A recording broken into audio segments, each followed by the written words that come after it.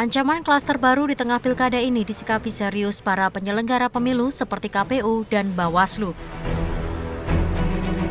Ketua KPU Jatim, Khairul Anam mengatakan, meski tidak ada aturan yang menegaskan pelarangan terkait kampanye dan pengumpulan massa di tengah pandemi COVID-19, sebagai penyelenggara pemilu, KPU mengimbau kepada para paslon untuk tidak melakukan pengerahan massa, termasuk membatasi jumlah pertemuan dengan pendukungnya, serta membentuk tim Satgas COVID.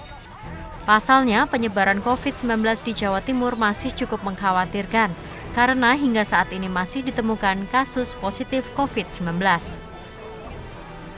Berdasarkan data perkembangan COVID-19 di Jawa Timur per tanggal 9 September 2020, jumlah orang yang terkonfirmasi positif COVID-19 di Jawa Timur mencapai 36.712 orang, dengan jumlah suspek mencapai 9.371 orang, sembuh 29.071 orang, meninggal dunia 2.646 orang, dan dirawat mencapai 4.995 orang.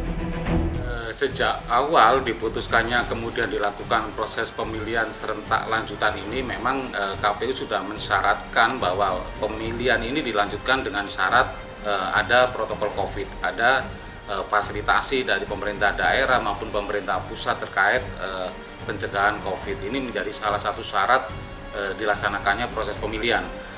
Dalam peraturan KPU tersebut sebenarnya semua tahapan sudah kita atur sedemikian rupa agar kemudian semua tahapan ada protokol COVID.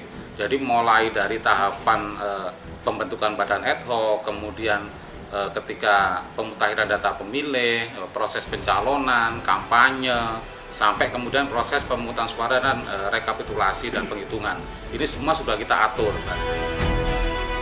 KPU Jatim juga akan menggandeng pihak terkait seperti Bawaslu, Satgas COVID, dan TNI Polri untuk memantau kepatuhan masyarakat untuk menjalankan protokol kesehatan serta menertibkan para pelanggar, terutama saat dalam kegiatan kampanye serta tahapan pilkada yang berpotensi mengundang kerumunan massa.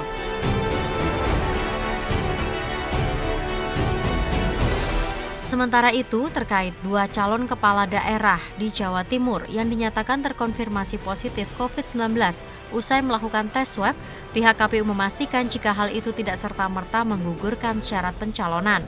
Pasalnya, tes swab yang dijalani para calon kepala daerah hanya sebagai pelengkap sebelum melakukan tes kesehatan lengkap yang diminta oleh tim dokter. Komisioner KPU Jatim, Insan Khoryawan, mengatakan calon kepala daerah yang diketahui positif harus melakukan isolasi terlebih dahulu, hingga hasilnya dinyatakan negatif untuk kemudian dilanjutkan pemeriksaan kesehatan lengkap. Pihak KPU akan membuat tahapan baru bagi Cakada yang terkonfirmasi positif, termasuk penetapan sebagai calon kepala daerah yang mundur, serta tidak bisa mengikuti pengambilan nomor urut dan kampanyenya mundur. Ya, KPU sudah ada ketentuan bagi yang dinyatakan positif, maka pemeriksaan kesehatannya ditangguhkan lebih dulu sampai yang bersangkutan dinyatakan negatif. Jadi tapi ini tidak menggugurkan? Oh tidak menggugurkan syarat pencalonan, syarat calonnya tidak. Jadi hanya menunda pemeriksaan kesehatannya sampai yang bersangkutan dinyatakan negatif, baru nanti diperiksa kesehatannya. Sementara itu, terkait ancaman klaster baru di tengah pilkada, Bawaslu Jatim telah menemukan fakta jika hampir seluruh bakal calon kepala daerah di 19 kabupaten kota di Jatim melanggar protokol kesehatan COVID-19 saat melakukan proses pendaftaran di KPU. Para bakal calon pasangan melakukan pelanggaran terkait jaga jarak dengan mengadakan arak-arakan para kader partai hingga terjadi kerumunan.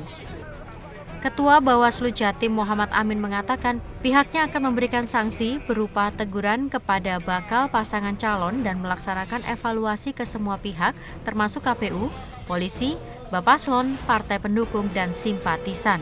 Pasalnya, kurang waspadanya para bakal calon kepala daerah dalam menjalankan tahapan membuat ancaman klaster pilkada semakin tinggi. Bawaslu Jatim juga akan menerapkan sistem daring saat mengikuti tahapan bagi bakal calon kepala daerah yang diduga positif COVID-19. Rencananya pelaksanaan kampanye di pilkada tahun ini akan dimulai tanggal 26 September hingga 5 Desember 2020. Terkait itu, misalnya ada kasus arak-arakan atau konvoi yang mengabaikan terhadap jaga jarak maupun aturan COVID yang lainnya, tentu seharusnya kami melakukan klarifikasi, melakukan penelitian terhadap kondisi itu, apakah itu termasuk pelanggaran apa tidak. Nah, terhadap apabila nanti ditemukan atau diduga bahwa kegiatan itu merupakan kegiatan yang melanggar terhadap protokol COVID, maka tentu kami Bawaslu memutuskan bahwa itu adalah melanggar dengan tindak lanjut memberikan rekomendasi kepada para pihak yang berwenang. Dalam hal ini adalah Satuan Tugas COVID-19 di semua tingkatan. Kalau di provinsi ya Satgas Covid Provinsi, kalau di kabupaten kota ya kepada Satgas Covid di kabupaten kota. Atas rekomendasi atau putusan yang kami berikan kepada petugas yang berwenang, dipersilahkan untuk ditindaklanjuti entah dengan sanksi atau peringatan-peringatan agar ini tidak terulang lagi di masa-masa yang akan datang.